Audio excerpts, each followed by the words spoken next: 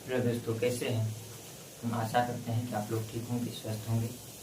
चलिए आज क्लास 10 के एक और क्वेश्चन पर डिस्कस करते हैं, जो एक्सरसाइज 1.3 का क्वेश्चन है। क्वेश्चन कहता है कि √5 एक अपरिमेय संख्या है। क्या कहता है? √5 एक अपरिमेय संख्या है। अब किसी भी अपरिमेय संख्या को सिद्ध करने के लिए हमको क्या करना होता है? उसका एक विपरीत मान मानना होता है। यानी इसीलिए हम लोग क्या माने कि √5 एक परिमेय संख्या है, ये हम माने, ताकि हम अपने अगर परिमेय नहीं होगा तो अपरिमेय होगा, ये सिद्ध करने का प्रयास है। आगे है इसके विपरीत मान क्या लिए कि √5 एक परिमेय संख्या, ये मान लिए। और किसी भी परिमेय संख्या को अगर लिखते हैं तो उसको p/q के फॉर्म में हम लिख सकते हैं। p/q के फॉर्म में अगर लिख सकते हैं, और जिसमें p और q क्या होना चाहिए? दो पूर्णांक होना चाहिए, और q बराबर 0 नहीं होना चाहिए। वही किए, p/q इक्वल टू √5 माने, जहां पर p और q को उभयनिष्ठ गुणनखंड से विभाजित करके √5 बराबर a/b प्राप्त कर सकते हैं। यानी a/b के फॉर्म में प्राप्त करने का प्रयास किए हैं, जहां a और b क्या है? सह अभाज्य हैं। क्या है? सह अभाज्य हैं। और जब a और b सह अभाज्य हैं, अतः √5 बराबर a/b, या इसको इस प्रकार भी लिख सकते हैं, √5b इक्वल टू a लिख सकते हैं।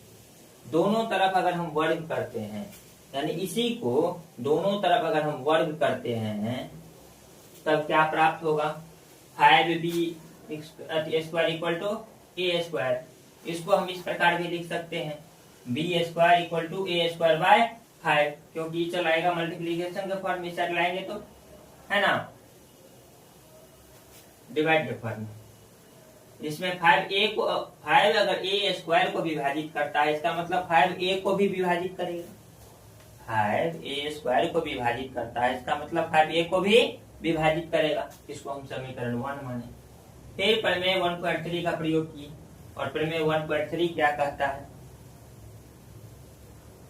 उसको हम अगले क्लास में समझेंगे। अगले प्रमेय के रूप में एक देखेंगे थोड़ा छोटा सा। फिलहाल अभी सवाल की ओर चलते हैं। प्रमेय 1.3 का जब प्रयोग किए तो अतः a बराबर हम क्या माने? 5c माने, क्योंकि हमको पता है 5a द्वारा विभाजित होता है, क्योंकि a 5 द्वारा विभाजित होता है और a 5 का कोई गुणनखंड है, इसीलिए क्या माने? a बराबर 5c माने। जब a बराबर 5c माने तो हम इसको किस प्रकार लिखे? 5b square equal to a square. 5b square equal to a square, यही लिखे हैं। और यही a स्क्वायर के स्थान पर क्या लिखेंगे? a के स्थान पर 5c लिखेंगे। a के स्थान पर अगर हम 5c लिखते हैं तब किस प्रकार लिखेंगे? 5b स्क्वायर, और a स्क्वायर के जगह पर क्या लिखे? 5c लिखे हैं। 5c लिखे हैं, और उसका स्क्वायर किए तो क्या आएगा? 25। 5 का स्क्वायर 25, c स्क्वायर का c स्क्वायर रह ही जाएगा। फिर b को इस प्रकार से डिवाइडिंग फॉर्म में लाएंगे तो मैंने b के साथ जो 5 है, 5 से 25 कटेगा, 5c स्क्वायर बचेगा।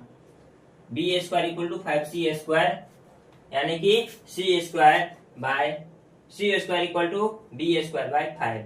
यहाँ 5 b स्क्वायर को विभाजित करता है, किसको विभाजित करता है? b स्क्वायर को विभाजित करता है, इसीलिए 5b को भी विभाजित करेगा। इस प्रकार की अवधारणा प्रमेय 1.3 के प्रयोग करने से प्राप्त होता है। इसमें क्या देखना था? समीकरण 1 और समीकरण 2 से हम क्या प्राप्त किए हैं कि 5a और b दोनों को विभाजित करता है। 5a और b दोनों को विभाजित करता है, जिसमें 5a क्या है? उभयनिष्ठ गुणनखंड है। क्या है? एक उभयनिष्ठ गुणनखंड है। इससे हमारी इस तथ्य का क्या होता है? विरोधाभासी परिणाम प्राप्त होता है। विरोधाभासी परिणाम जब प्राप्त होगा तब क्या होगा? a और b में कोई अतिरिक्त कोई उभयनिष्ठ गुणनखंड नहीं है। यह विरोधाभासी परिणाम जो है हमारी गलत अवधारणा से प्राप्त हुई है। क्या गलत अवधारणा से प्राप्त हुई है? क्योंकि हम लोग परिमेय के रूप में इसको सिद्ध करने का प्रयास किए, इसीलिए हमको इस प्रकार का विरोधाभासी परिणाम प्राप्त हुआ है। इसका मतलब ये परिमेय नहीं है, ये है क्या? √5 एक अपरिमेय संख्या है। √5 एक अपरिमेय संख्या है। फिर मिलते हैं अगली क्लास में, तब तक जय हिंद, जय भारत।